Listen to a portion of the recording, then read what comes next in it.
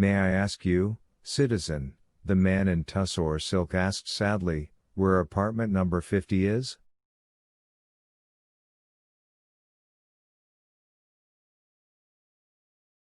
"Further up," Poplavsky replied curtly.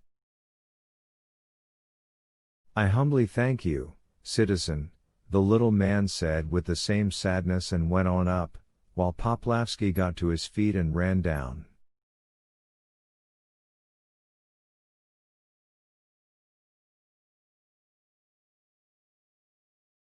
The question arises whether it might have been the police that Maximilian Andreevich was hastening to complain about the bandits who had perpetrated savage violence upon him in broad daylight?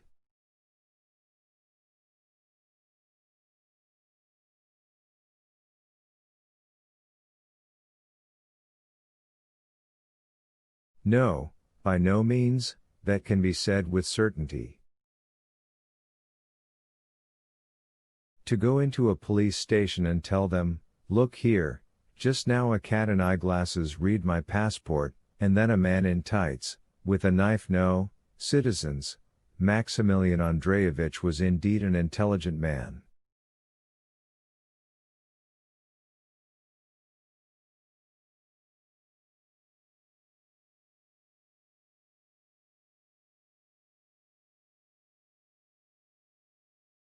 He was already downstairs and saw just by the exit a door leading to some closet.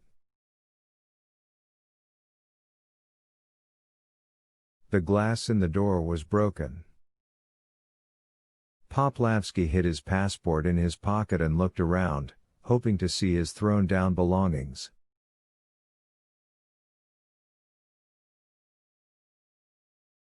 But there was no trace of them. Poplavsky was even surprised himself at how little this upset him. He was occupied with another interesting and tempting thought, of testing the accursed apartment one more time on this little man.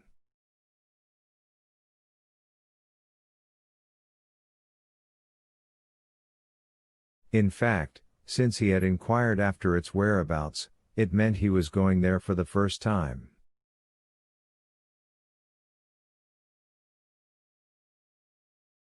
Therefore he was presently heading straight into the clutches of the company that had ensconced itself in apartment number 50.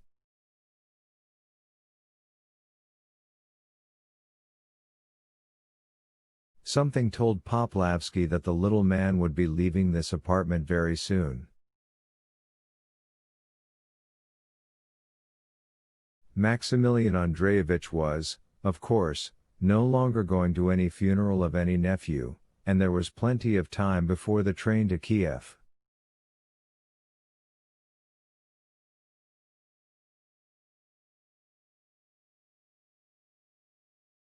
The economist looked around and ducked into the closet.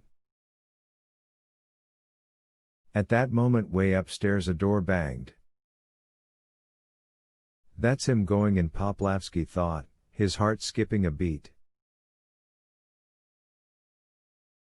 The closet was cool, it smelled of mice and boots. Maximilian Andreevich settled on some stump of wood and decided to wait. The position was convenient. From the closet one looked directly onto the exit from the 6th stairway.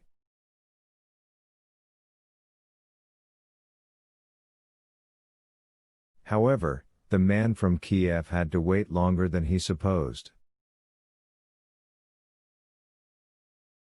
The stairway was for some reason deserted all the while.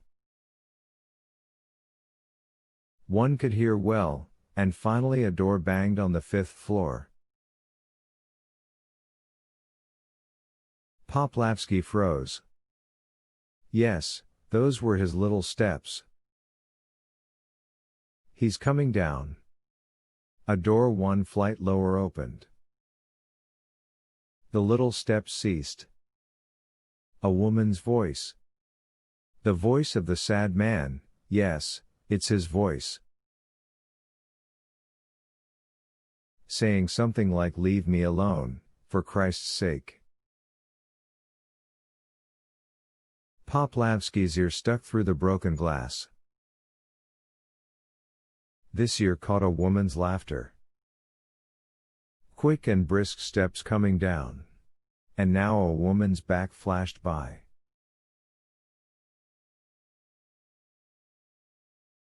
This woman, carrying a green oilcloth bag, went out through the front hall to the courtyard.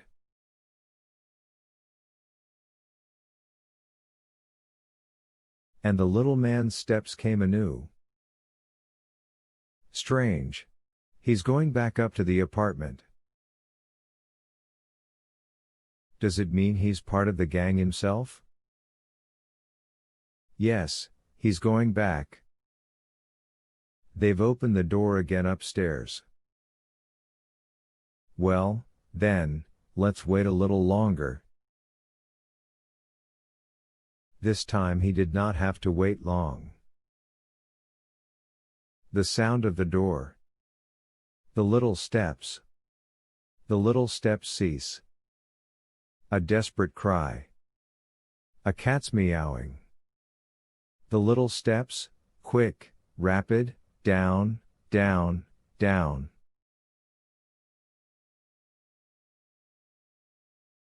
Poplavsky had not waited in vain. Crossing himself and muttering something, the melancholy little man rushed past him, hatless, with a completely crazed face, his bald head all scratched and his trousers completely wet.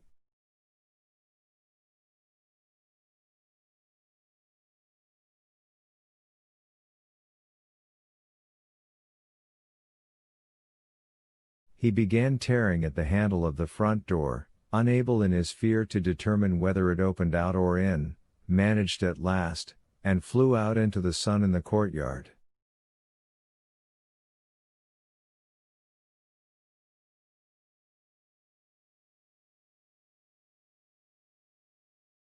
The testing of the apartment had been performed.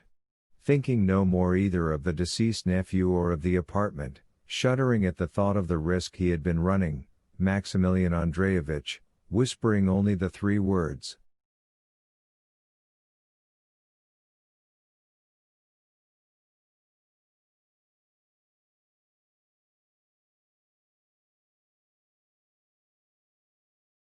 It's all clear, ran out to the courtyard.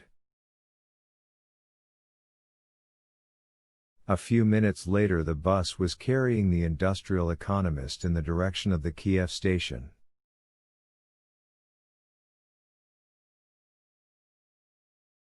As for the tiny little man, a most unpleasant story had gone on with him while the economist was sitting in the closet downstairs.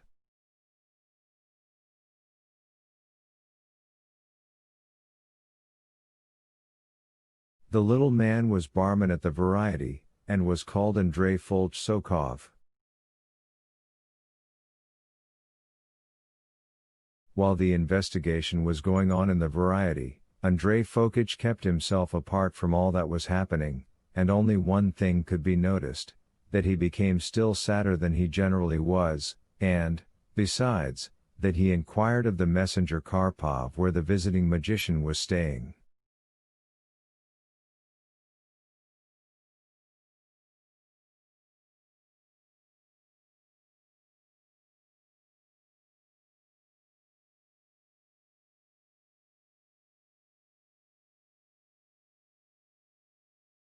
And so, after parting with the economist on the landing, the barman went up to the 5th floor and rang at apartment number 50.